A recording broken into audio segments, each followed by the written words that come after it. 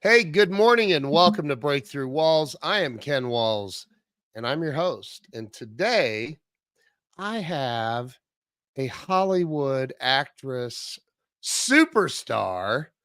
She's so much more than that. But listen, I have Tina Lifford on today and I cannot wait for her to share her story, and I can just feel her love and her energy and her heart, and it's beautiful. And so do me a favor and stop everything you're doing and share this out to everyone you know. This is going to be a fantastic show. Stay with us. We'll be right back.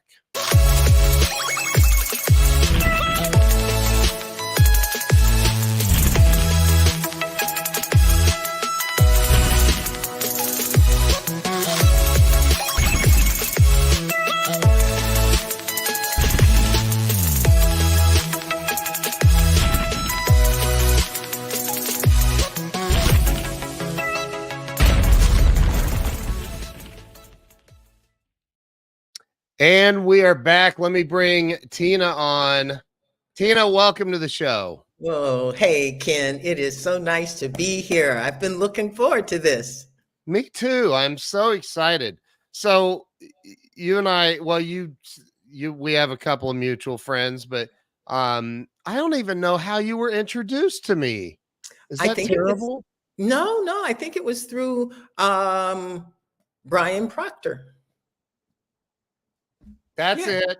yeah, That's yeah. it. That's it. I You know, love Brian Proctor. Oh my yeah, God. love him, love his dad, Oh, rest in peace. yeah. Bob was truly not just a thought leader, he was a forerunner, he was part of paving the path Yep. for entrepreneurship and certainly personal development. He has So a true. great legacy. So true. So thank you, Brian, for introducing us. Thank you, Um, Brian. so Tina, I've done this show for 5.5 years, Hmm. and I honestly started it for selfish reasons. I was kind of stuck in life, and I thought, you know what? If I can get enough people to come on and share how they got unstuck, maybe it'll help me get unworked. So I'd love to have you start with telling everybody, where it all began for you, where you were born and raised. Yeah. Born and reared in Evanston, Illinois, which is right outside of Chicago. Yeah. And a small town, with a community feel. I mean, I remember us going to sleep at night with the doors unlocked and open. Yeah. That's the kind of community I grew up in. And on top of that, you could walk down the street of your neighborhood or some other neighborhood, and if you were doing something wrong and another adult saw you, they would step in and parent. And Yeah. I'll tell you that, that parents today, in large part, don't want anyone else speaking to or managing their children, but I'll tell you that it created community. And Yep. I think that community and family is a definite part of my story, right? Yeah. Um, yeah, so Evanston, Illinois, my parents certainly were middle class. Actually, we probably financially fell below the middle class mark, but I did not know we were poor because in our household, we always had what we needed. Yep. So the idea of being poor wasn't, I didn't experience it until I was in a comparative sort of circumstance, right? Or Sure. I heard someone else defining things. My mom and my dad, they were great partners for parenting. Now, as I grew older, I knew that they weren't great partners for relationship. And I'm going to take that back. My father loved my mom loved my dad, and my father had undisclosed trauma Mm, that only at the end of his life did we all come to understand it and understand how that trauma impacted his dominance and oppression of my mom. yeah. And to just share his story very quickly, um, my dad was probably in about 75, maybe 76, when he sat on my couch and for the first time said these words. He said, "Baby, Daddy got a lot of things wrong." And then he told a story of how when he was a young boy, he came home from school unexpected, and he found his mother in bed with someone who wasn't his father. Oh, geez. Exactly. Wow. And when you say, "Oh geez," that "oh geez" actually showed up in these next words.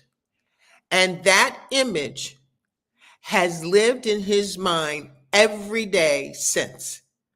Yeah. Wow. And so, that just gave such clarity to why every time I walked out of the door, or my sisters, he would say, "Be good." And every time my mom was gone, to the store and gone longer than he thinks is appropriate for going to the store, Yeah. he could get really triggered. Yeah.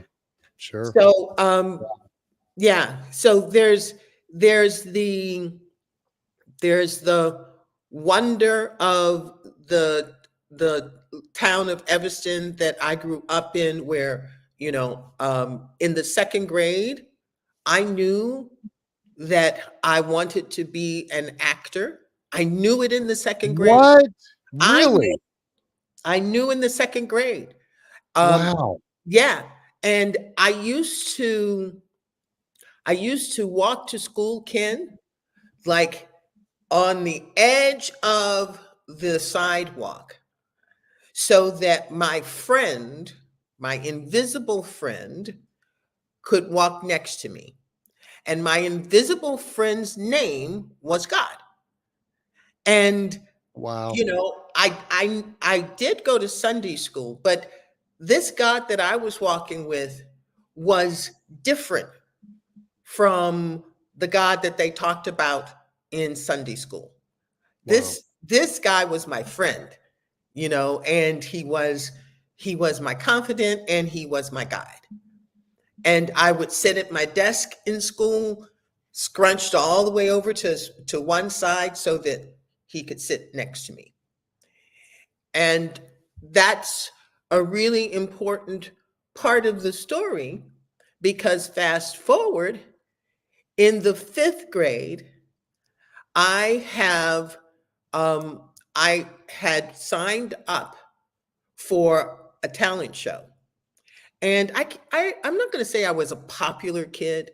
More than popular, people just liked me, right? I Yeah. wasn't like I wasn't like, the popular girl, but people liked me, and I could do things well. I was Right. great at gymnastics, etc. And I had signed up for this talent show and stepped on stage at 10 o'clock in the morning in gym class. I get the roster that gives us the order, the Okay. performance order for the talent show. Yeah.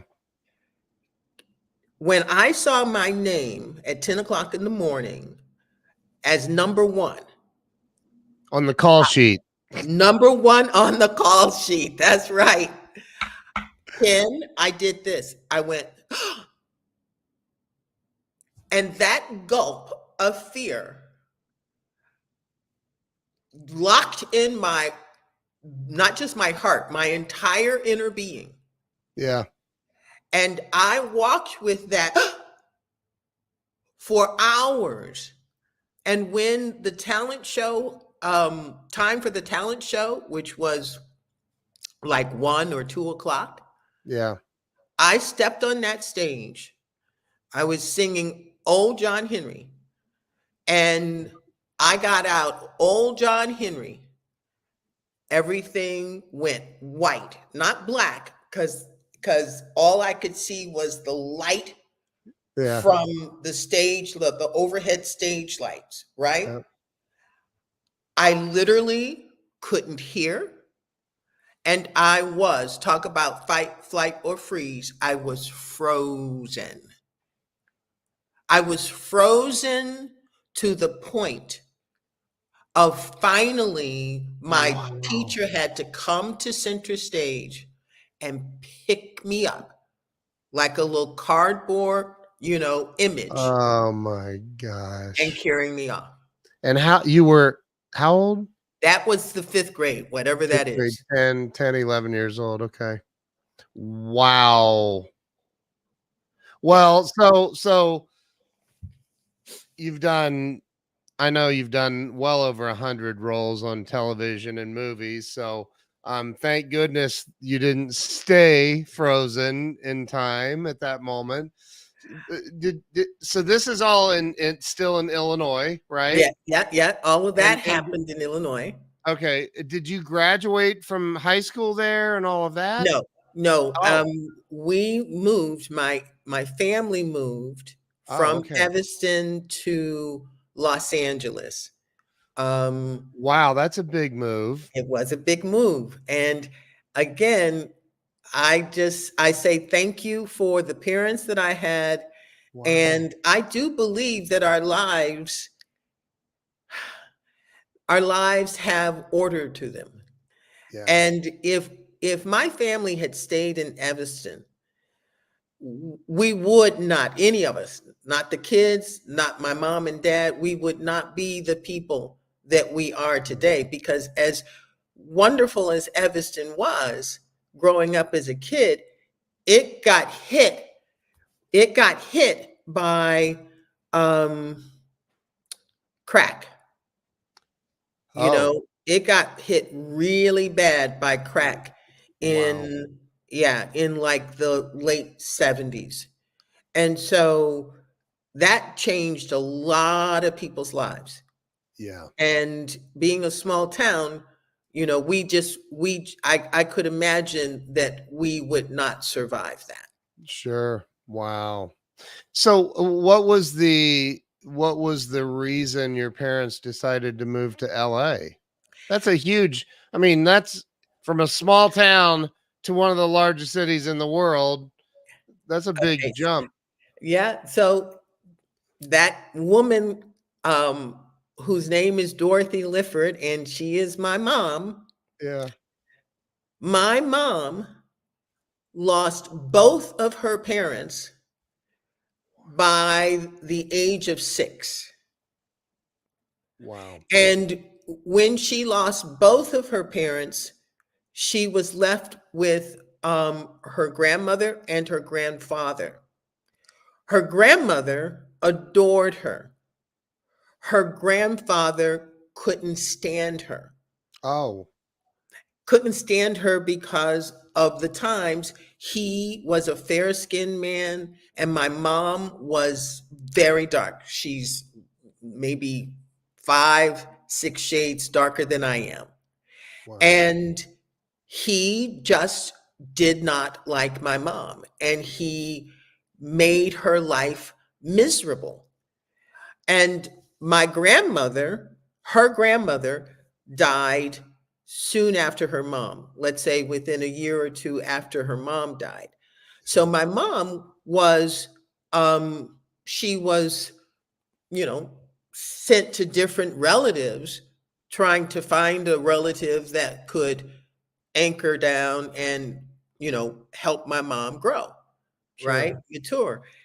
Um, the reason that story is important is because my mom used books to envision family and envision the life she wanted. She didn't have the reality, the harsh reality that her parents lived in and the times. She had books. Mm, So she used her imagination without knowing that that's what she was doing. And that she is awesome. is, and let Come me, on with it. Wow. Ken, let me tell you how specific her imagination was. The thing she wanted most in life was a happy family. That's the thing she wanted the most. Yeah. It's the reason that once she saw the dark side of daddy, which wasn't present all the time, it was when he was triggered, just like all of us, right? When we Right. are triggered, and when you don't have management over your triggers, it can take you a while to go from triggered to, regulated. Wouldn't it And be I nice say, to never be triggered though?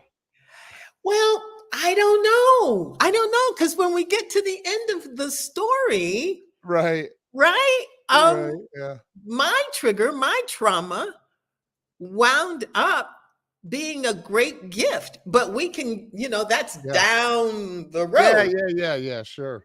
But let me just say that with my mom, she envisioned kids that loved one another. She envisioned laughter and, a true sense of connection and community. Mm. And she envisioned lots of grandchildren. My mom is 91 years old. Oh my goodness. My mom has the beginning stages of Alzheimer's. Mm.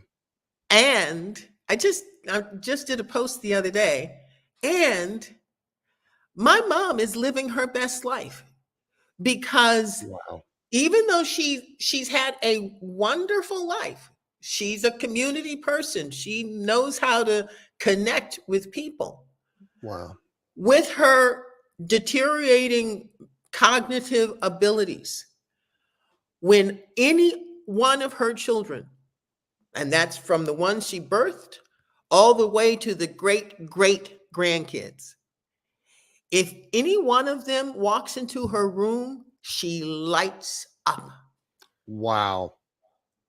And she's ready to be here another 100 years.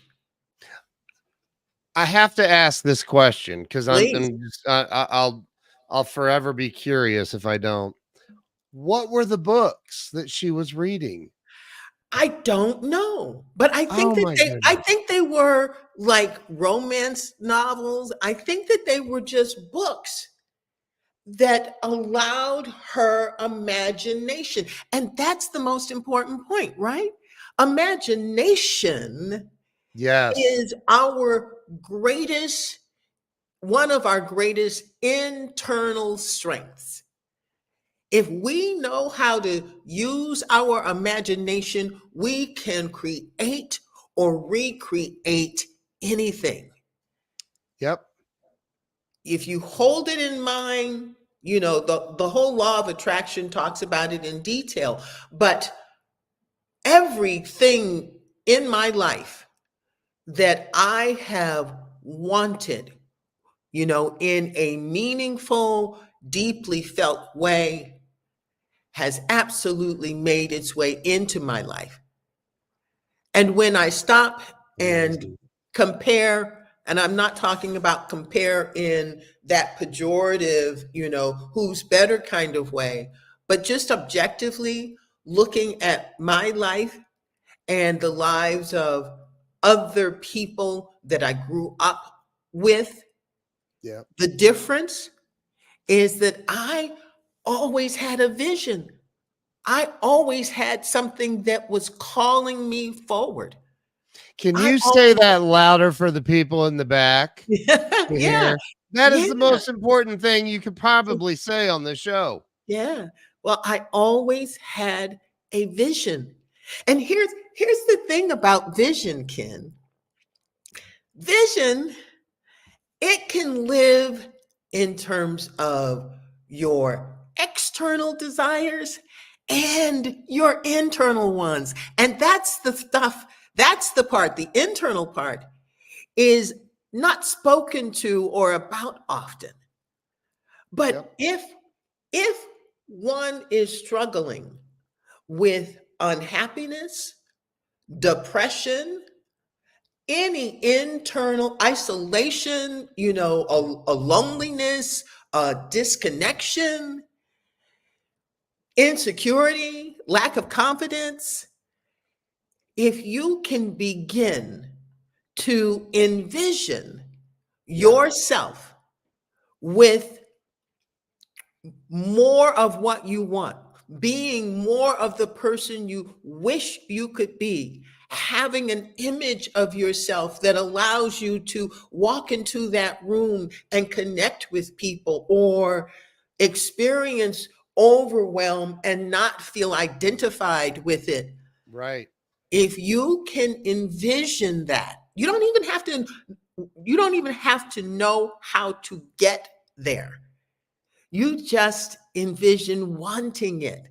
Mm, Just wanting it is enough, because if you truly want it, yeah. that vision is going to activate your um in your super intelligence, Yeah. the intelligence that we all walk with and in. Yep. And you are going to begin to pick up a book, turn on the television, run into someone at the store, and information that helps you move towards your vision will be imparted. And if you truly are wanting to go from where you are into the vision, then when the opportunity moments or wisdom moments meet you, you will take from that moment something Yeah. and put it into action. And you will find yourself in your future by taking those steps. That is beautiful. And I 1,000,000% were on the same exact wavelength. I saw I was doing a little bit of research on you, and I saw that you were on the Oprah network doing a little piece, and I was like, this woman's a badass. I mean, she's had to really vibrate at a high level to get to the Oprah network.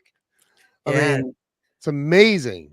To get So to the Oprah network, to get onto Oprah's plane, to be, at Oprah's home in Santa Barbara, it is not lost on me that though I didn't watch the Oprah show, the talk show, a yeah, whole lot, it is not lost on me that when I saw her, yeah, you know, on the Oprah Winfrey show, I used to really think that I was going to meet her one day, I you love know? that. And if I tell the truth, I really enjoy fashion.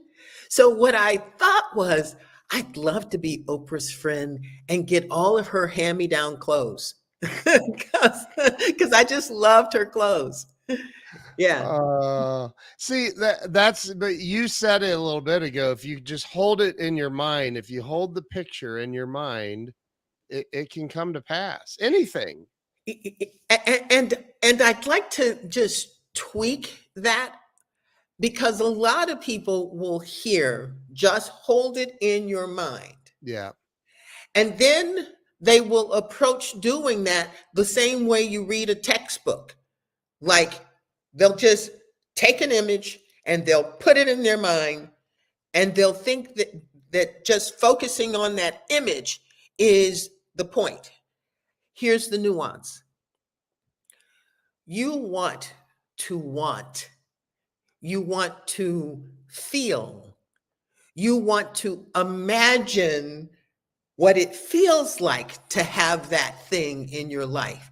You want to, sort of like have as a backdrop of your being this possibility, this new or next life.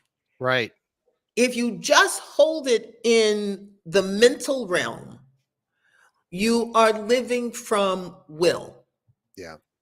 If you expand the mental realm and let your thoughts, your feelings, your vibe, your energy participate in the desire of what Mm, you want, it begins to live in a much deeper and more resonating place. mm. And you begin to work with and allow the universe that you are one with to be part of your journey.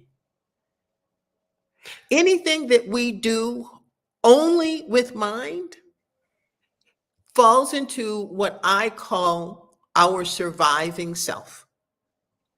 When we are willing things, we are willing because there's a part of us that is in doubt. And we are forcing, we are determined because the doubt has us, afraid that it's not going to happen. So let me ask you this, because I've done pretty well in life. I have doubt. It creeps in. How do you deal with it? Especially being an actress, I've heard Glenn talk about this. Like, you go out, you're going for a role, and you nailed it, right? And you do a self tape or whatever. You got this one, and you never hear from them. And how do you? Because then you got to go like, what did I do? What was wrong? I'd be like in front of the mirror going, what's wrong with you? So how do you deal with that and reverse that, where just let it go? How do you do that? Okay, so um, I love this conversation. I love that it's not linear because now I Yeah. get to pull in and share the concepts and principles that I guide my life by. I love that. I love it. And I'm gonna talk about doubt separately Yeah. from disappointment or unfulfilled expectation. Those are different, right? Okay. Yep. So, in terms of being an actor, Lord knows if you don't have the ability to weather rejection, then the entertainment business is not a place for you.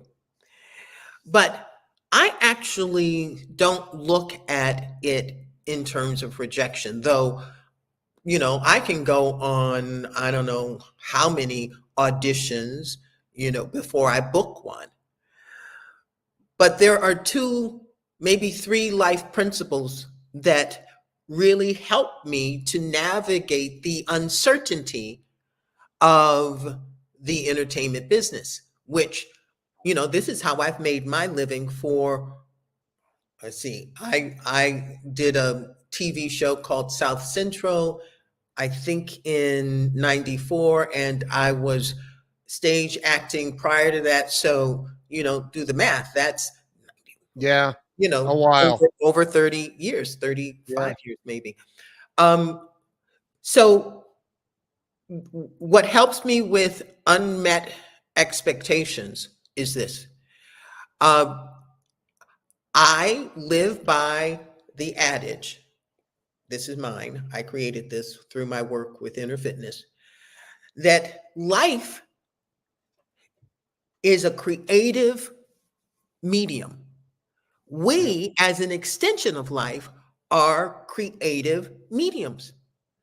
So, what is happening in life all the time, every single second of every day, is life and its creativity is bumping into me and my creativity, and it creates something else. So, Mm, life is bumping into life, creating life. That's how it is. wow. And, stuff can come from nowhere and bump into your life. And it's not personal, it is creative. It is the nature of the universe. Yep. And so, what we have to do and what our responsibility is to be creative when life bumps into us.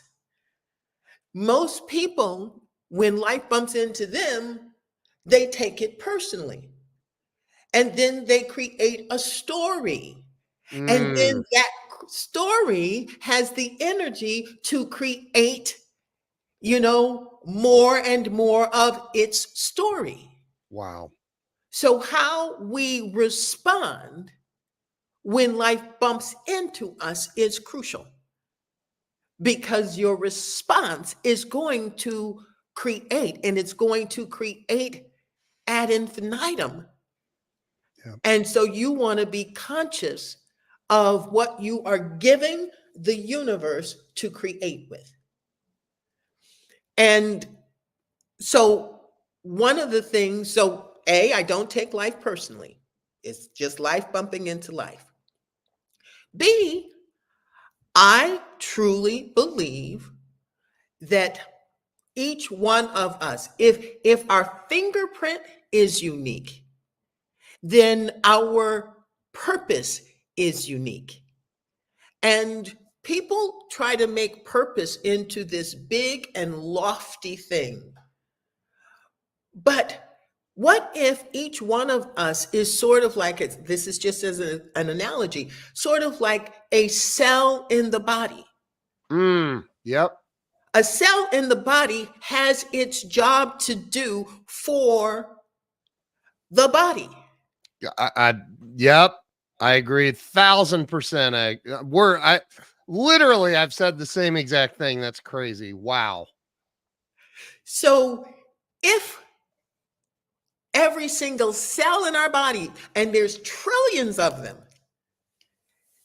has its purpose, then default to the notion that you have yours. Come on with it. That is come on. We're in church this morning. Holy mackerel. and Wow. and if you have your purpose, then your greatest contribution to life and to honoring yourself is to assume that this moment belongs to you, Mm, and to use your creative nature yep. to think about it and respond to it in a way that empowers you. Wow. If you haven't shared this out yet, please stop fooling around and share this out. The world needs this message. Tina, wow. I mean, wow. That is so good. I'm Well, gonna jump around a little bit if you don't uh, mind. I okay, just want to please. go, I want to go back real fast. So you ended up going to school in LA or in high school in Los Angeles, right? Mhm, mhm. And then did you go on to college and study acting? I did not. I Okay. Yeah, I didn't. I you, my family says I have been in more schools than anyone they know, and I should have 12 degrees. Oh my gosh. But it was an interesting thing. Um, I have, I have, I have gone to so many colleges. I've taken so many courses. But my calling just never allowed me to finish, um, formal education. Yeah. But I was educating myself and learning, I think, something that I'm incredibly proud of. I was learning to be and trust myself. Mm. And no one was teaching that. Nope. The Wow.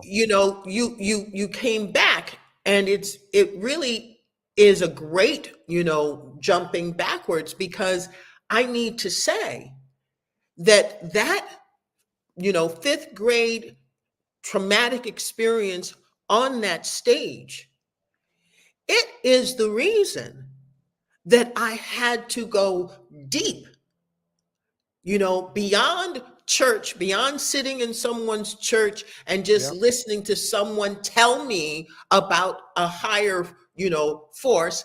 And Yeah. I respectfully say, higher power, so that people can plug in whatever name they choose for that higher power. But I was so frozen on that stage that I should not be sitting here as an award-winning actress. It That's an shouldn't be the case. wow. And figuring out how to rewire that stuff, because my journey was, ahead of all of the recent neuroscience that is helping us. Right. So figuring out how to, when I would get a call from my agent and it's time to put on makeup, literally my hand was like this. I mean, shaking uncontrollably. Wow. And I kept saying to myself, there in an infinite universe, there must be a way for me to have that dream. There must be a way.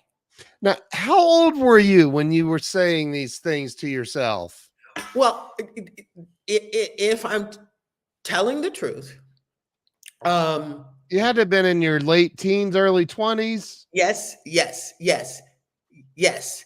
My commitment to self, and that's the work that I do, Yeah. Yeah. as the Inner Fitness Project, which is my passion work right next to acting. But um, that journey began in like serious earnest and commitment around about 24, 25. Good for you. That's pretty That's Yeah, impressive, actually. yeah, yeah. And I came here as an old soul, Yeah. right? That would the adults would say that about me all the time. Oh, she's got an old soul. Yeah. So I came here wanting to understand and figure life out, Yep. while the rest of the kids were, off playing and, kissing and all of that. I really was contemplating life.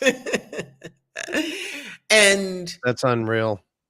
and I say often, and as an actress, people can misinterpret what I'm about to say, but I often say, I only want to do what is mine to do, right? And when Mm. I say what is mine to do, I'm not just talking about career stuff. I'm talking about what the soul, this individual, unique cell that each one of us is. We all have a duty. And I want to make sure that I do mine. And I can't know Wow. what that duty is, Right. but I do know that it is connected to my heart. And not my heart just in terms of passion, Ken. It's connected to my heart in terms of pain as well. Our heart allows us to navigate. It lets Yep. us know what we need to pay attention to Yep. in terms of caring for, nurturing, healing, and it helps us navigate towards what's calling us. You got me fired up over here. My gosh. So, how old? Not how old.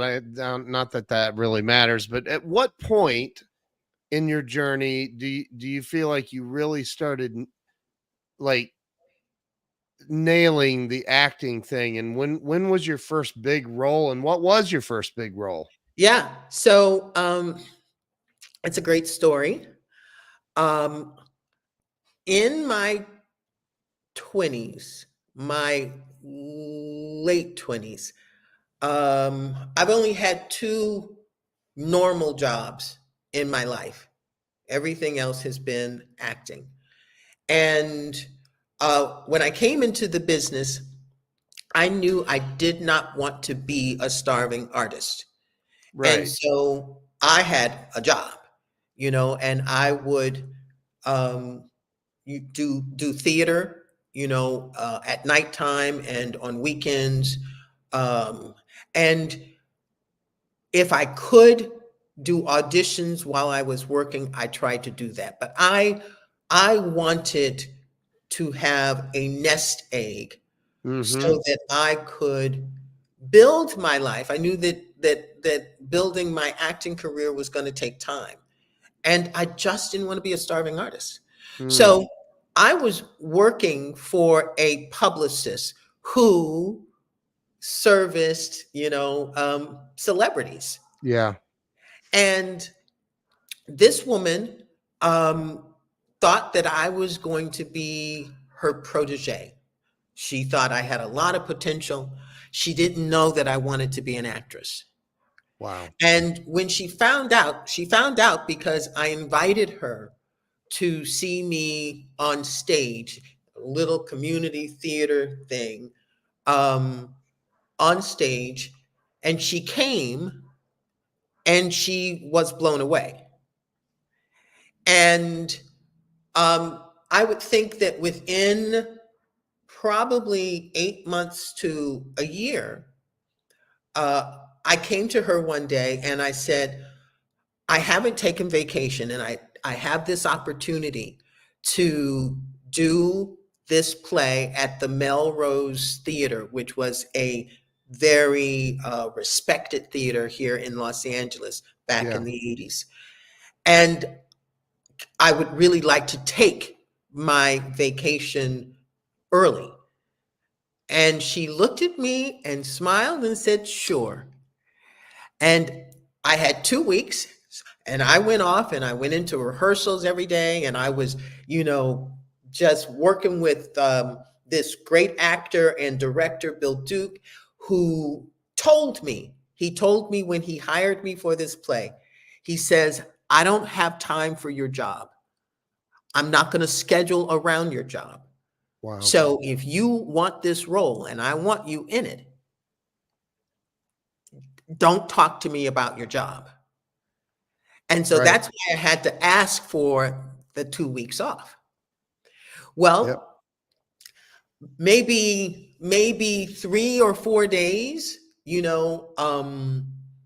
before my 2 weeks was up, I stopped by the office just to say hi because the theater was close to the office. Yeah. And when I came into the office, my desk was right at the front door, and my boss's desk was way in the back. It was an apartment that was converted to an office. Yeah. And when I walked in, there was an envelope on my desk and with my name on it. And I opened it, and it was a severance check. And I had been fired. What? I had been fired. Wow. And I was fired. She never said this, but I was fired because she knew that acting was more important than becoming her protege. And she unlocked those golden handcuffs. Ken, Come I'm on. telling you, I've She did. never worked another job since. I love that. I love that. What she gave me, Ken, was she gave me a severance check. I don't know, it probably wasn't a lot of money, but also I qualified for unemployment. It's the There you first go. time and only time I've ever used my unemployment. I love And it. so for a year, I was available to audition and to focus on acting. Wow. And to, I was living in this tiny little apartment Yep. where, it was 500 square feet. That was the entire apartment. I lived there for 10 years Oh while my I goodness. was getting it together.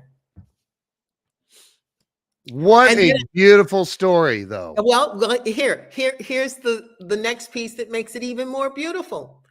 That play that she came to, the director of that play, not the director whose play I did before, where I needed the 2 weeks off, not that Yeah. guy.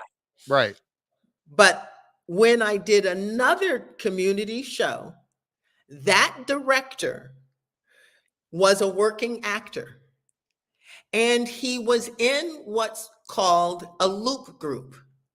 It is a group of actors who are hired to go and stand in front of films that are in post-production, that are being edited into the final presentation.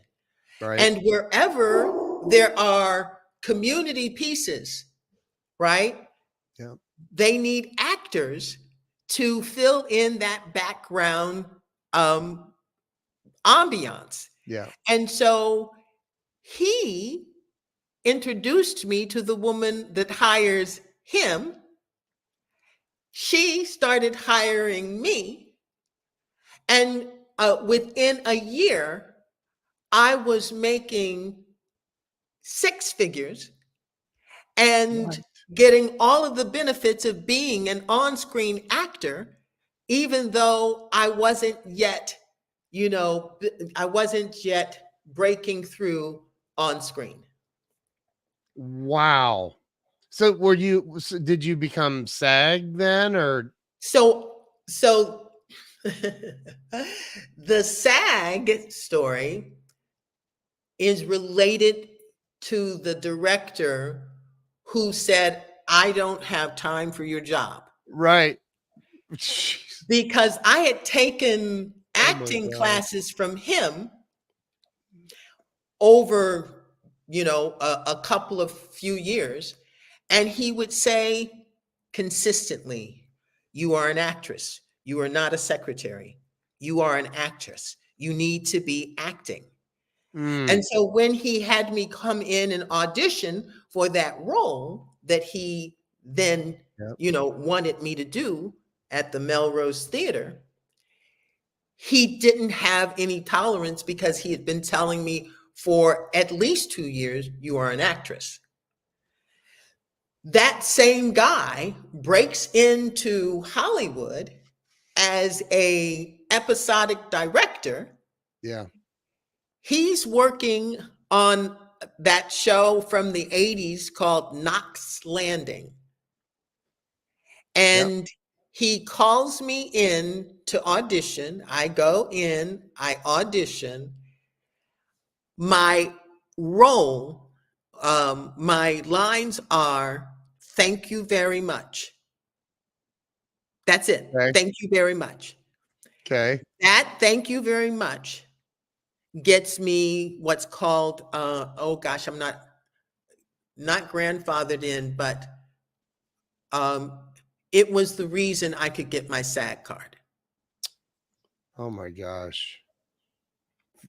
So literally, thank you very much. Thank you very Like, much. that is so awesome.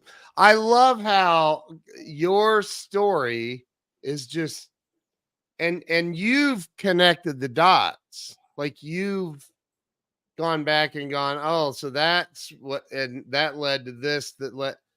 And isn't it interesting that that's really everybody's story if they just stop and look at it, That's exactly right.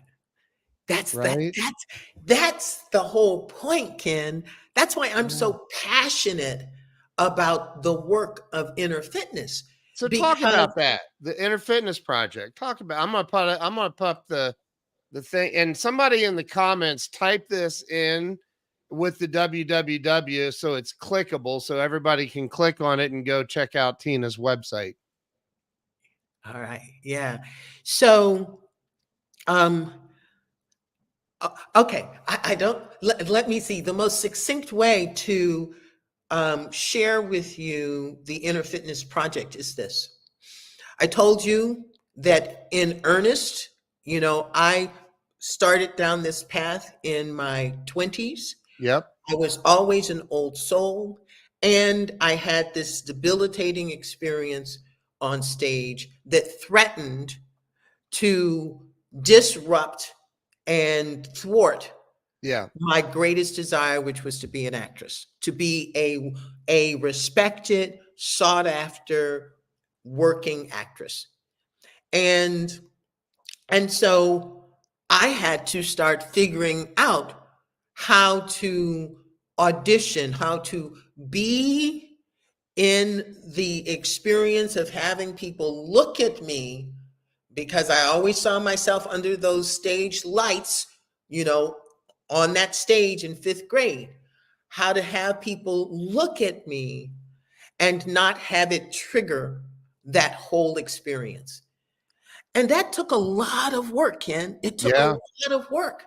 But I also mentioned, that when you hold a desire in your being, this universe that we're connected to, that is creative, bumps into our creativity. And our creativity is our thoughts, our feelings, and our beliefs. And so here I was vibrating this yearning to be beyond that triggered moment that could be triggered, at any point without me really having control over it. Right. And I just dug in. I started taking classes, I started reading, I started asking. And that's a technology that needs to be talked about a whole lot more. Because when you accept, or you don't even have to believe it, but when you begin to behave as though the universe is intelligent and actually communicates with you, then you can step into partnership. And a great way is by asking questions. Now, everything that I'm talking about, or most of what I'm talking about, we now have science backing it up in different ways. But I discovered it because I freaking wanted it, Ken. I freaking needed the information. I And love I it. I bet you someone is listening to this, and they're listening and they can relate because there's something that they needed, and they happen on to this podcast with you and I talking about this, you and me Yep. talking about this, Yep. And it is their answered prayer or their answered need. Yep. That is happening all of the time. And the Inner Fitness Project, literally, I have maybe 30 years worth of journals. I have all the reading. I have the deep dive that I do and have done, since my early 20s inside of myself. And I have just put it all together in a actionable, practical way. And it freaking makes a difference. So I wanted answers. And they say that Einstein, that scientists, that artists oftentimes pose a question, whether they pose it out loud to the universe, which is what I recommend, or that question is just living, like, how is this, or what is this, and how can this, when you've got what I call an effective and empowering question running through your mind, Yep. your subconscious becomes your internal Google. And in the same way that you can type a question into Google and get an answer, when we let effective and empowering questions live inside of us, they begin to answer themselves. I fell asleep, or I went to sleep, and I dreamed a dream that is too long for me to tell you right this moment. But I'm gonna suggest that you put in the chat Tina Lifford, Lifford, dream, and go to YouTube, because I turned that dream into a 5-minute movie. And here's the bottom line that I woke up with. Inside of ourselves, we have a range. It's not just one self like we've come to know ourselves, and it's not this physical self. Inside, we go from being people who are driven by worry, doubt, and fear, all the way up to being aligned with our higher power. That's the range that lives inside of us. But most people are only living in their surviving self. I call that range the surviving self, the thriving self, and the infinite self. But most people only know the worry, doubt, and fear, the warring, the fight, flight, or freeze, the othering, the resistance to uncertainty. That's where most people are living. But if you want to be your whole self, you absolutely must begin to see and then exercise, which is why it's called inner fitness, begin to exercise the characteristics of the thriving self and the infinite self. And as you exercise, you can redesign and recreate your life, because you interrupt that surviving self, which we default to because our nervous system has been developing, from survival mode, from the reptilian brain, long before we even became human hominids, right? So the Inner Fitness Project is about seeing that range that is inside of us, and then working intentionally and with vision to create the life you want. Understanding that your surviving self is not your issue. Your surviving self is your friend if you use it. And we have a program that is coming up in February, that is our annual self-realization boot camp. Wow. And it is, Ken, it is 5 weeks of getting to know yourself in an empowered way that will give you more information, more actionable information, more transformation in 5 weeks than most people have in a lifetime. And that's not hyperbole. Wow. If That's you awesome. want to know how to see and reimagine triggers, if you want to know how to use that thriving and infinite range of your being so that you can feel more connected, you can deal with, see, and understand difficult people, manage difficult circumstances.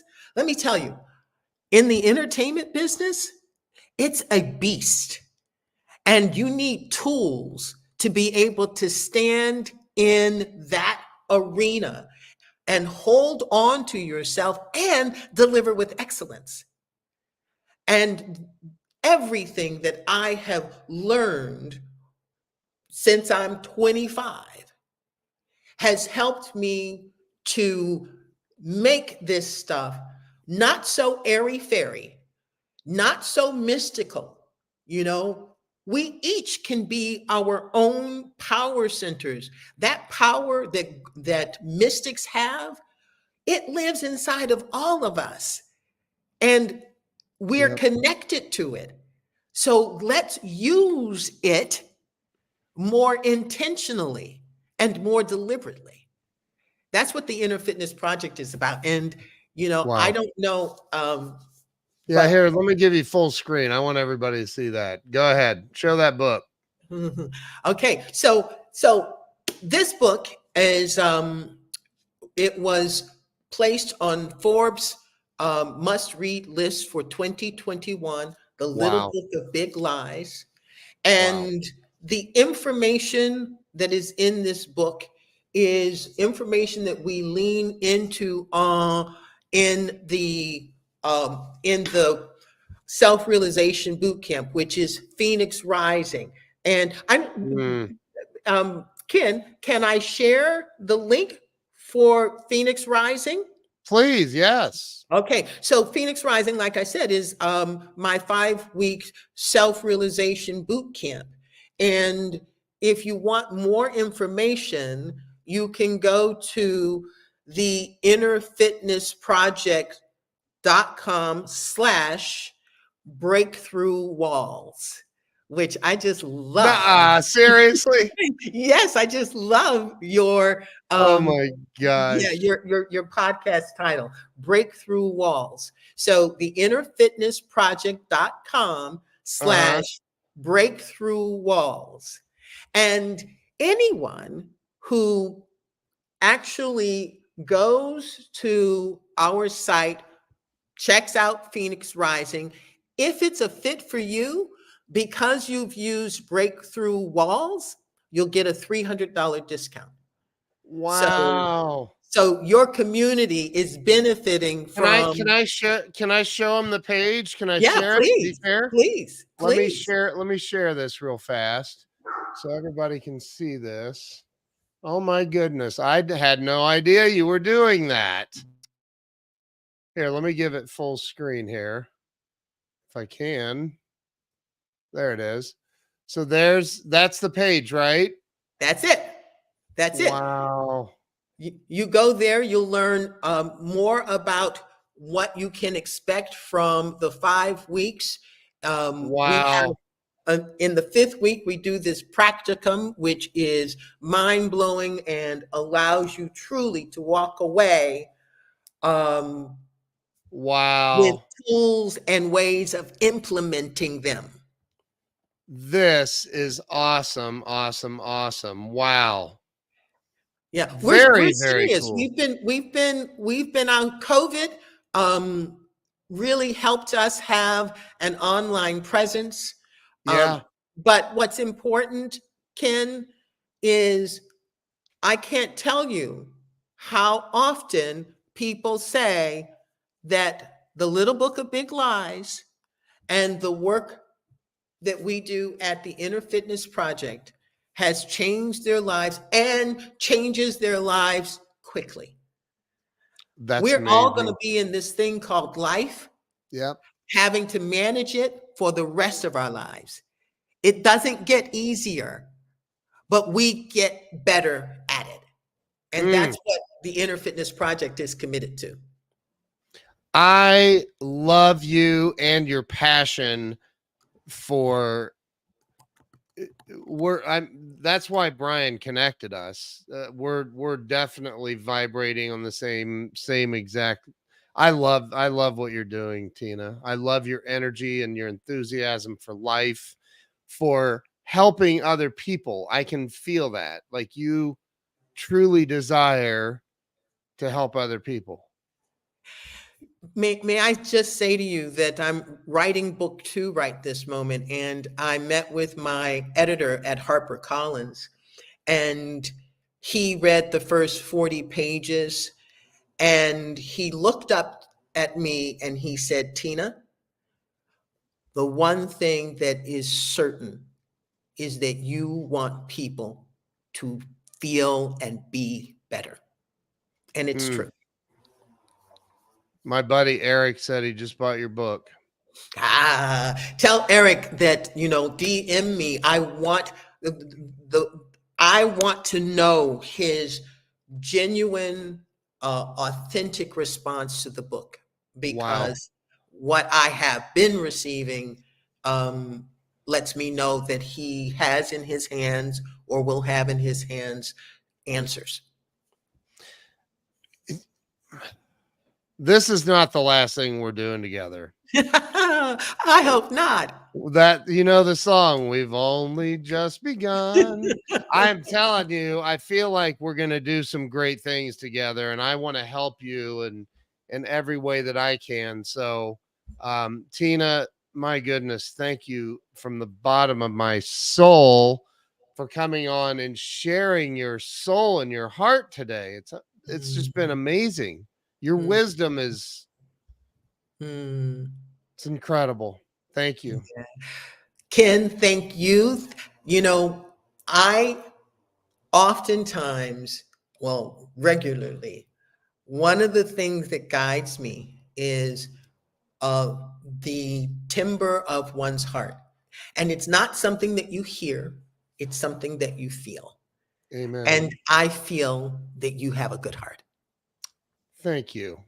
Yeah. Thank you. I feel connected to you. So thank you for that. I'm so grateful that you came on and shared everything you did today. I never rewatch my interviews ever. Never, ever. I think I'm going to rewatch this one. Mm, mm, It's mm. powerful. Just so much wisdom in it. So thank you. And let's explore other things in the near future. I love it. Amazon Live. I can do an Amazon Live with you too and sell your book. So we Well, yeah, let's talk about that. yeah, yeah. So The one that is going to be coming out. yeah, we can do any of them. Anything you have for sale on Even Amazon, I can help you even sell. the Little Book of Big Lies. Is it on Amazon? Yeah. Well, heck yes. I'm an Amazon influencer. I'm allowed to go live on Amazon. Oh, well, we have to Yeah, talk about that. That sounds yeah, wonderful. we'll do it. Well, I'm going to wrap the live stream up today. And I just have to say to everybody watching, um, I believe there are moments in life when we our lives cross paths with the energy that we need in that moment.